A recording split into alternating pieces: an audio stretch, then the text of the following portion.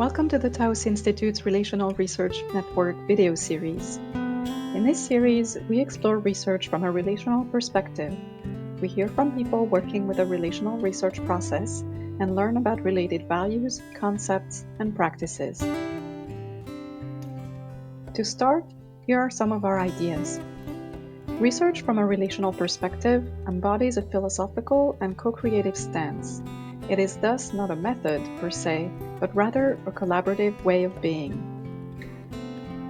Engaging from this perspective entails an ethical responsiveness to a focus of inquiry. Recognizing that reality is created through language and social structures means it can also be recreated. Relational research is a process that is attentive to broader relations and interactions. The purpose is to expand possibilities and co-create transformative potentials. We hope you enjoy the series and invite you to join in the conversation. Gita, Baack, a conversation with Tahara Barati. Relational research as mutual exploration in a safe space. Gita, Baack is the founder of OTI Leadership Consulting and the founder of the Center for Transformational Dialogue in Kanata, Ontario, Canada. Gita's research on the effects of generational trauma has put her on a path to help inheritors, as she calls the generations who have inherited historical and family trauma. Through her work, she helps Holocaust survivors, displaced persons and immigrant communities, Indigenous people or people of color to reclaim their lives and build on their resilience.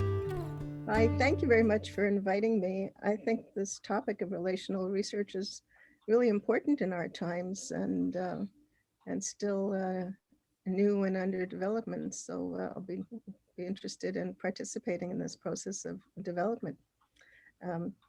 When It's funny when I was when you called me about this, I remembered that after I had done my presentation at Tilburg University, John Reisman, who was my advisor and the dean at Tilburg, said to me that I broke new grounds in social science research. And at the time I thought, oh, wow, that's nice. What did I do? And when I look back, I really did do a lot of interesting things that most people do not do in their process of research. And a lot of it is relational because of my background. So I think I live and breathe relational, participative, and democratic principles.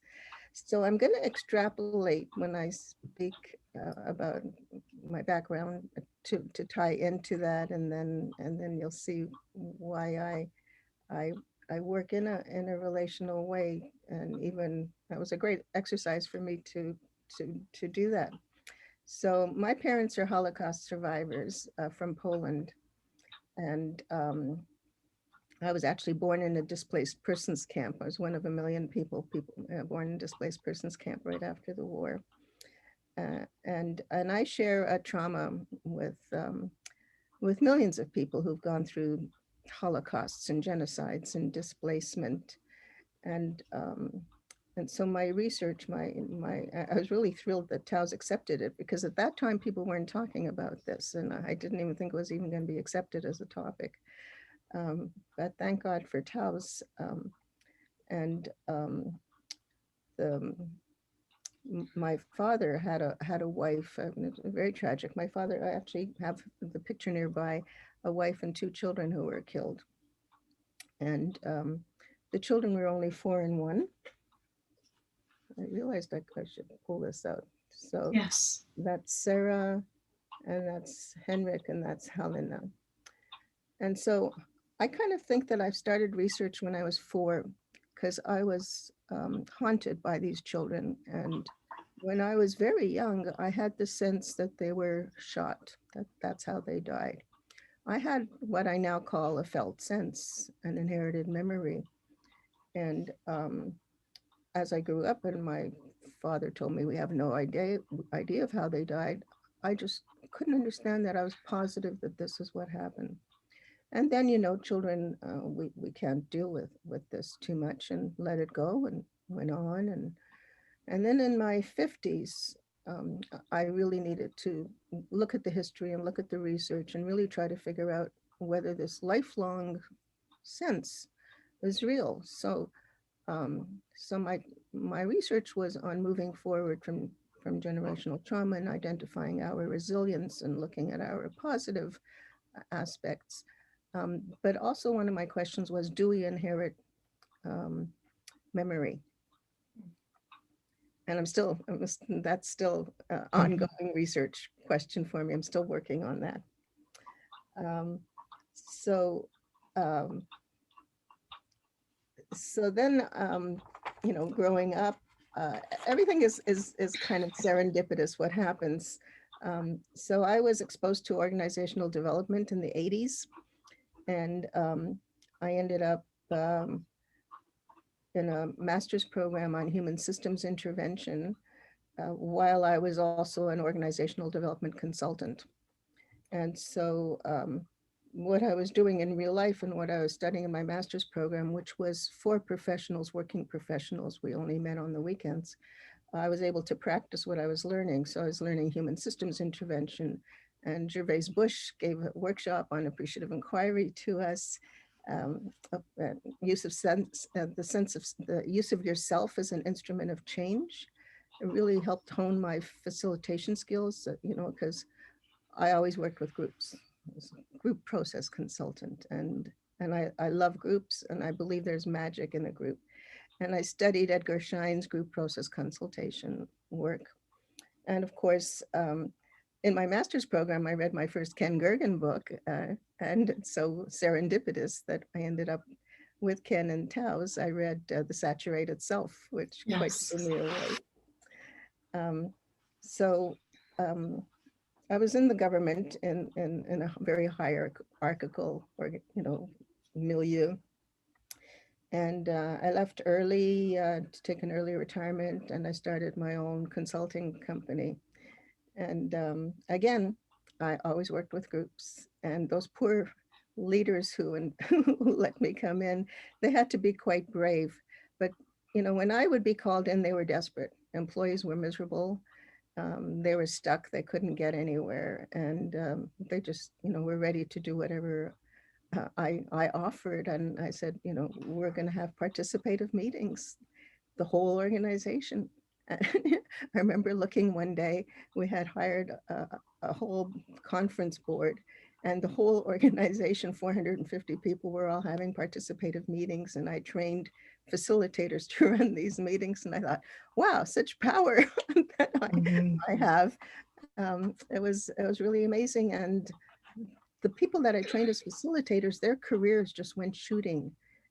I think that any relational work that you do, whether you're doing research or doing consulting work, really requires facilitation skills. And I'm going to talk about what I think, what competencies I think it takes to be a Mhm. relational researcher. Um, One of the things that also helped me a lot in my dissertation research on inherited trauma was Mary Gergen, who sadly has passed. We've lost her. She suggested that I use autoethnography in my process. Um, and I read Carolyn Ellis's work on autoethnography, and she suggested that person who does autoethnography really needs to be a good writer. And I trust my writing skills. So I thought that was perfect. And that was certainly helpful. And I was also allowed to be emergent and organic in my process. I was thrilled that it was accepted for me to work as I did. So I do a lot of speaking about uh, trauma as now generational trauma is now a big topic, and I did write a book called Yes. The Inheritors Moving Forward from Generational Trauma. The there is Now that trauma has become a hot topic and a big moneymaker, I'm afraid, because I say that because um, the the way people talk about it is about this horrible. suffering that we're all doing, but they don't talk about moving forward from it. They don't talk about what we can do about it. And so it becomes very pathological, which bothers me. Yes. Beautiful. Also, it's not really a new topic. I learned the idea that it takes 7 generations to overcome a trauma from an indigenous person. And Yes. then an Orthodox Jewish person told me it's in the Bible. It takes generations to replenish from, the soil takes 7 generations to replenish. So you can't.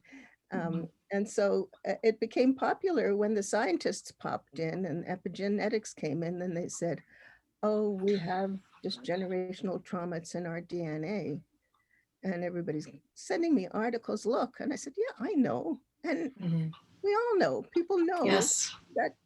that this is generational and collective, and we suffer Yeah. for throughout history about this. But the scientists pulled out their big guns and made it real. But again, so what? So what do we do with that?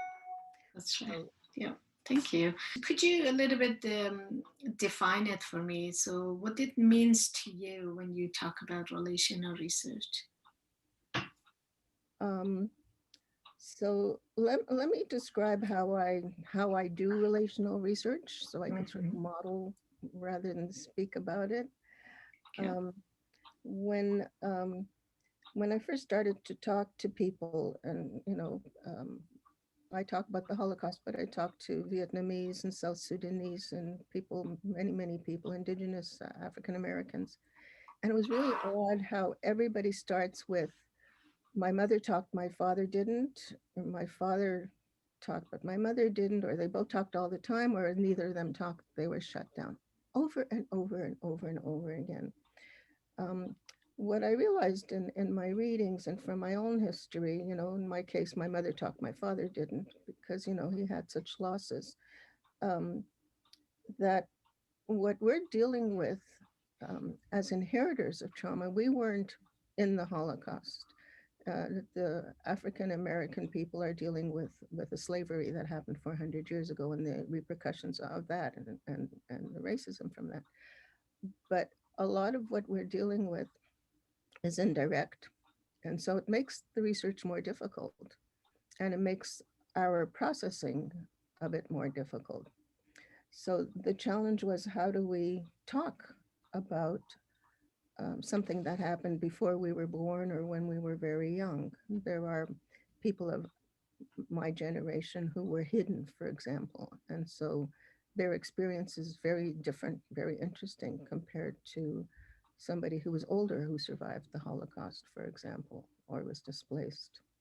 So, what I had decided to do, um, because we were discussing, and we were also discussing undiscussables, um, it wasn't quite correct to be talking anymore about all this horror. I still get people saying, "Why are you still talking about this? Why are you still suffering with it?"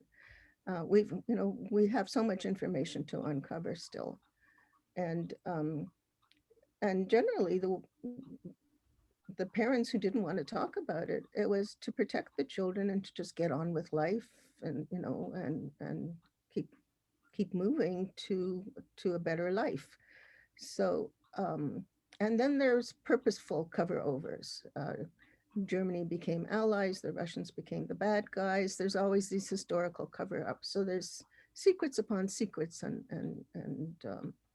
so uh, people don't want to talk about it. So how do you do research when when you may not be getting the information? So what I had done, and thank God for TAOs again that they let me do it this way. I decided that I would work with groups, not do individual interviews, and that I would record our sessions. I didn't want to take notes. It sounds odd, but I didn't want to be an authority figure within the group sitting there taking notes, because I know from from my own experience, we're not good with authority. We don't like being told what to do, and we're scared of authority. My heart pounds when somebody says, "Gita, I need to talk to you. Could we meet not in my office, but in a different, what did I do? It's just Mhm. immediate.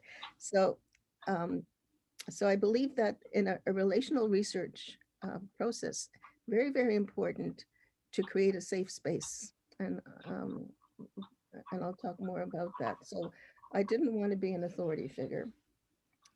And so what I did was I had the interviews videotaped. Somebody sat there and held a videotape up for me. Um, and this was sort of like an emergent process. I didn't know what would work and what wouldn't work. I was just trusting that it would work.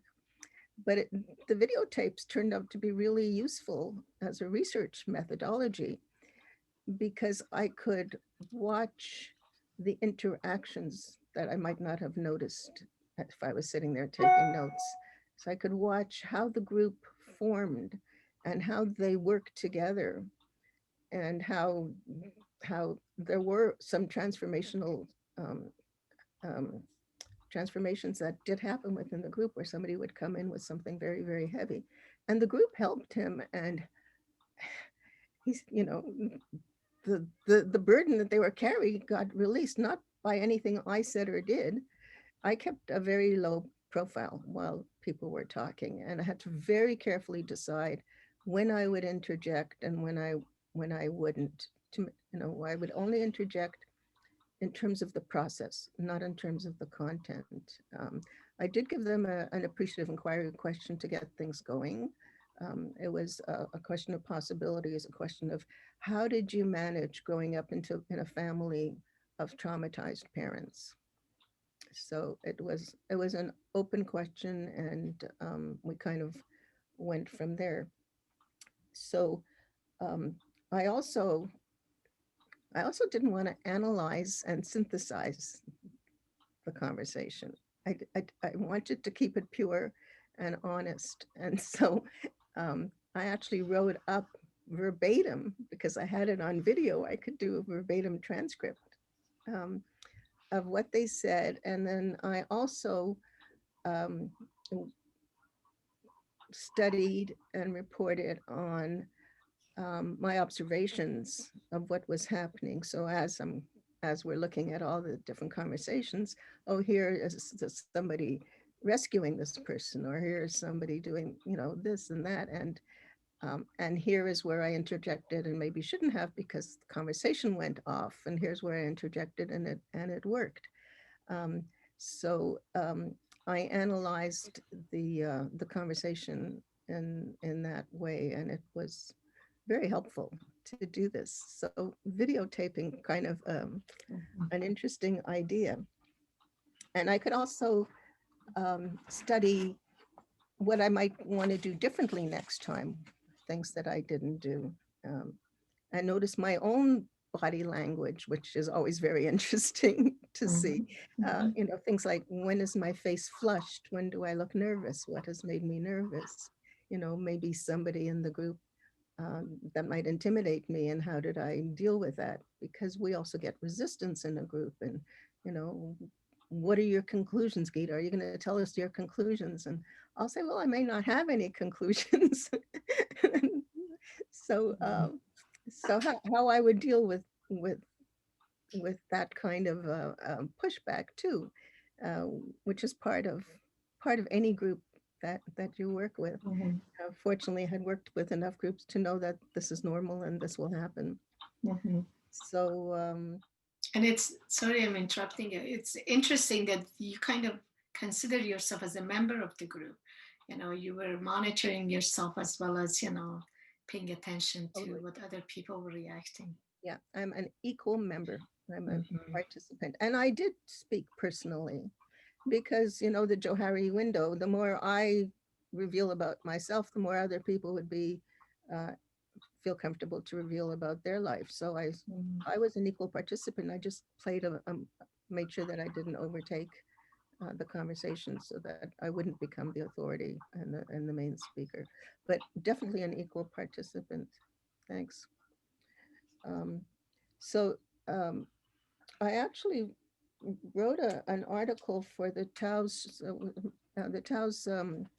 world share books, we had um, a book that came out called was about the 25th anniversary. Anniversary. Yeah. Yeah, so we had put together this book. So I wrote an article about um, leading dialogues for individuals haunted by trauma. And the whole article, if anybody wants to look it up, is about how to create a safe space, which is Mhm. key as far as I'm concerned, in being a relational researcher. So, and when I was looking back at it again the other day for today, I realized that I also have a section called the relational leader, Mhm. and how you do that, and in it, um, uh, my first point is your main focus is to build group coherence. It's interesting. The group is as important as the content, if not more. And the second point is you're an equal participant.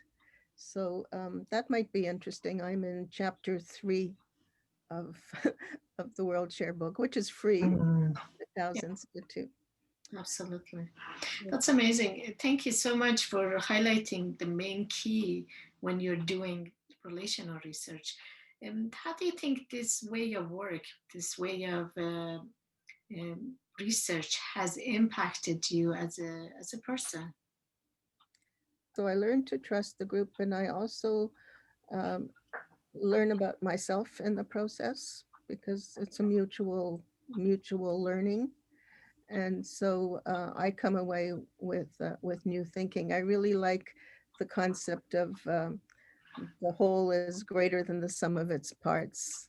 Uh, Mm. it's fascinating to see how we all develop in this process, rather than if we had, individual interviews, it would not be the same.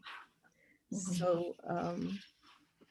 So it's great. And the other thing that I do still worry about and I'm conscious of is the sustainability and the after effects of an interview that's quite personal. And in the end, everything is personal, whatever your subject. Um, I really worry that if we come into a system, we have an impact on it. So I have raised something that can be quite raw. What are the effects on the people? I have an ethical responsibility for them. And I think that's what I'm going to talk about next, actually, is I'll move into that. So that what I also try very much to be cognizant of, and this is in any intervention that I might have in relationships with people at any time, is considering what impacts I might have with what I say and how to manage that. So actually, um, I do workshops now with groups. I always will create a kind of a triad for people to have a buddy system for afterwards if they want to continue the conversation and not just leave it. Or I will call people if it's not, I don't get a lot. I have very, very small groups, 5, 6 people, so I can easily call people afterwards and see how they're doing. So it's yeah, it's very, very important, and the ethics. Um, it's it's almost one of the competencies that I think a relational researcher needs to have is a knowledge of ethics and due diligence to make sure that they are thinking about it and including it in how they work and how they ask questions and how they respond. Mhm. Yes.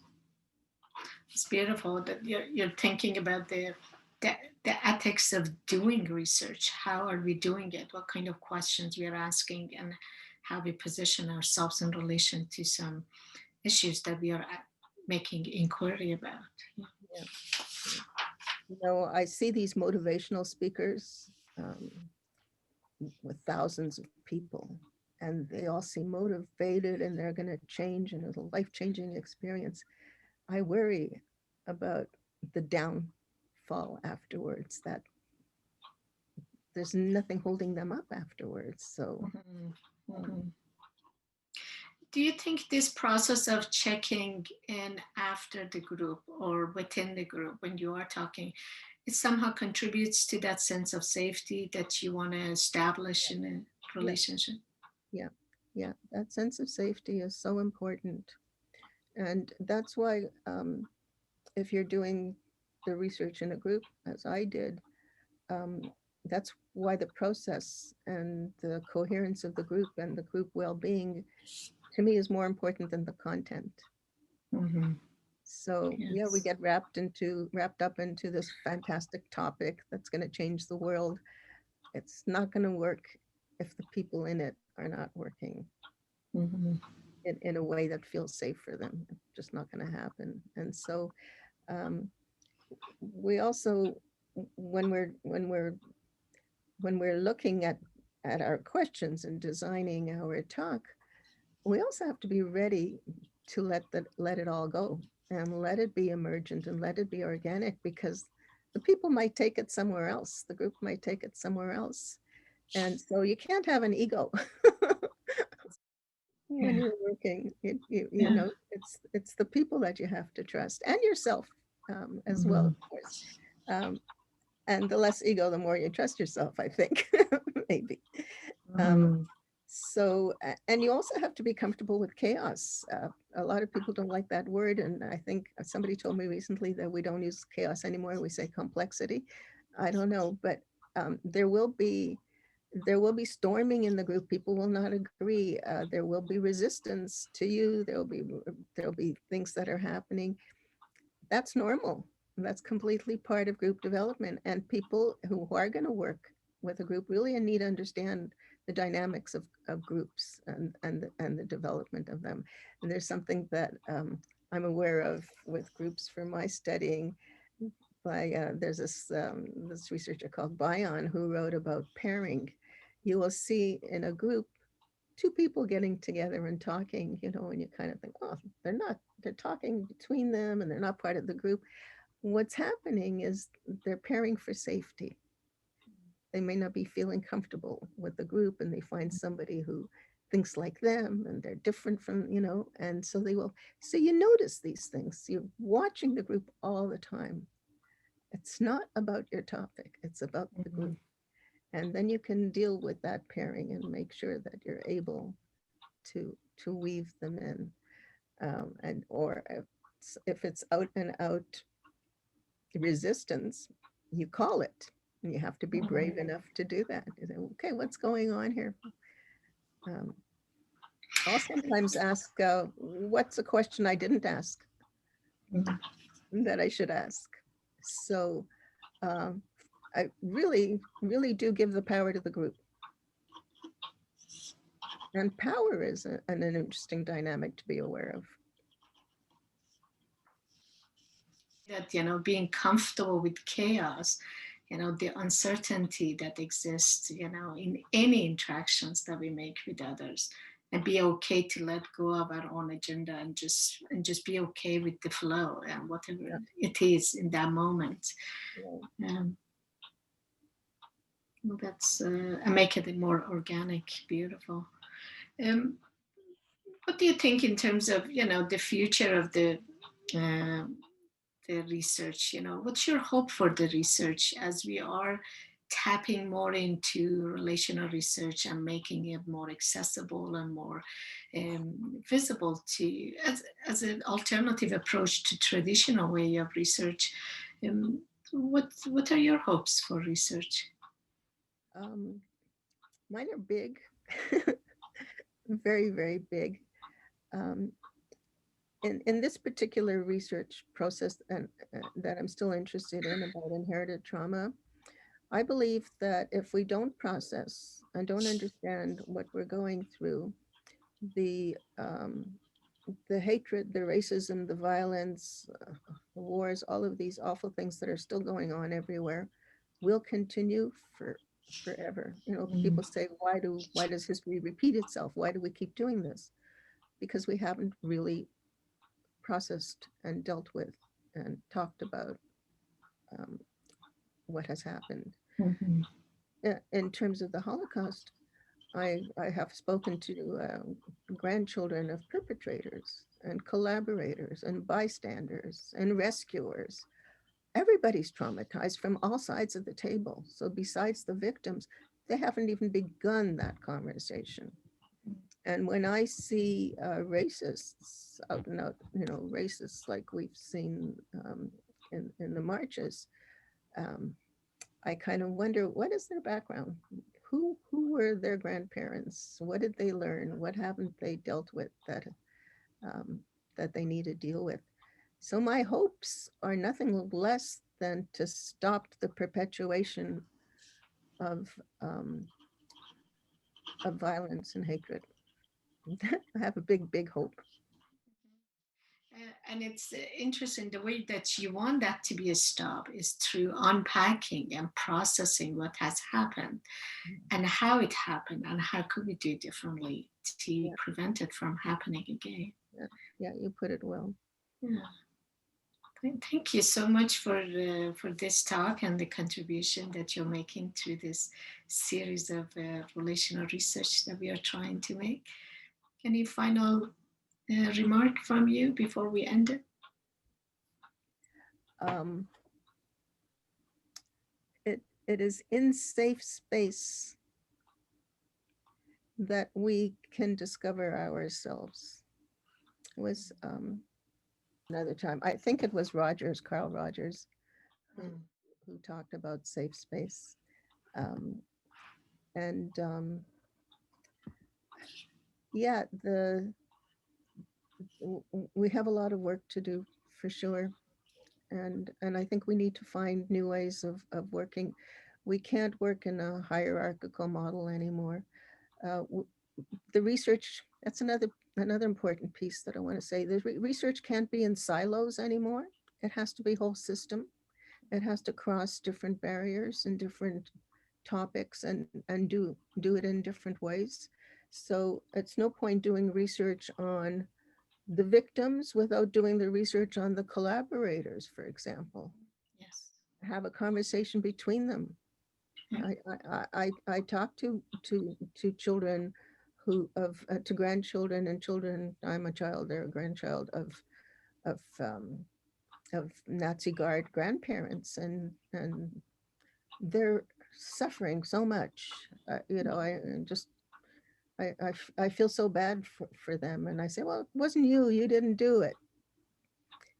We have to cross boundaries and cross topics. So it doesn't really matter what Yes. your topic is. It really doesn't matter. You have to be complete. It has to be completely emergent and see what comes out of it. The goal of needs to be clear. So my goal is, how do we move forward? Yes. And so it doesn't matter how I do it. I just trust that the group will come together, and if you're working in a relational way, that's absolutely key. So breaking the silos, I think, is very important. Beautiful. Thank you so much. And we end it with breaking the silos and put our efforts to do so. Thanks a lot, Gita. You're welcome. Bye-bye. Thank you to Gita, Baack, and Tahara Barati. More about Gita at www.taosinstitute.net/Gita-Arian-Baack. Please join in the conversation. What captured your attention in this video? How do you think these ideas reflect a relational orientation to research? Please leave a comment on this YouTube page or join our community at www.taosinstitute.net/relational-research-network. There you can find a lot more information and resources.